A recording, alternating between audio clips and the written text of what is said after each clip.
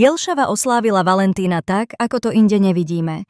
V tejto špeciálny deň zaľúbencov si v kaštieli pripomenuli akciou Svadobné návraty. Prišli páry, ktoré sú spolu už dlhé desiatky rokov. Po rekonštrukcii kaštieľa sa Sviatok svätého Valentína rozhodli usporiadať práve v jeho nových priestoroch. Vďaka tomu mohli pozvané manželské páry možnosť aj takto vidieť zrekonštruované časti kaštieľa. Z tohto dôvodu bol pre nich tento okamih viac slávnostnejší a nezvyčajnejší. Dnes sme mali v Jelšave podujatie pod názvom Svadobné návraty, kedy každý rok prijímame jubilantov, ktorí si pripomínajú jubilejné sobáše tento rok. Mali sme od zlatej svadby až po tú perlovú svadbu, čiže celú škálu 6 manželských párov, ktoré boli pozvané na toto podujatie. Toto podujatie bolo v Jelšave tiež symbolickým završením Národného týždňa manželstva. Pozvanie prijalo 5 manželských párov v rôznej dobe spolužitia, ktoré slávia od zlatej až po porcelánovú svadbu, teda od 50 do 20 rokov.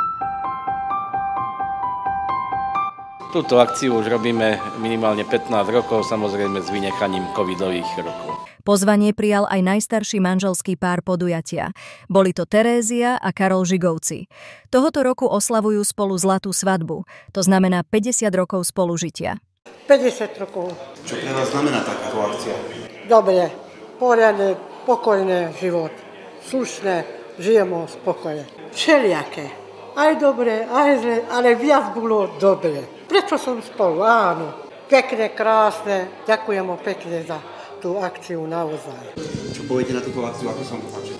Táto akcia sa mi veľmi páči, natoľko, že sme tu všetci ako známi a poznáme sa. A je to pekné od primátora, že takúto akciu ešte robí pre ľudí, ktorí sú v staršom veku. Ďakujem. Čo hovoríte, aké boli? Toto bolo dobre, bolo aj zlé, aj dobre, ale sa dalo vytrímať. Tak deti máme len 2 a dievka mi býva tam, chlapec je v Nemecku a dievka mi býva v Horke. A čo by ste pani manželke poďakovali? To za jej úsilovnosť a za jej prácu. To by som manželke práce veľmi ďakoval. Pripomíname si ho tradične v Deň svätého Valentína a v Národnom týždni manželstva, kedy chceme zdôrazniť význam manželstva pre spoločnosť.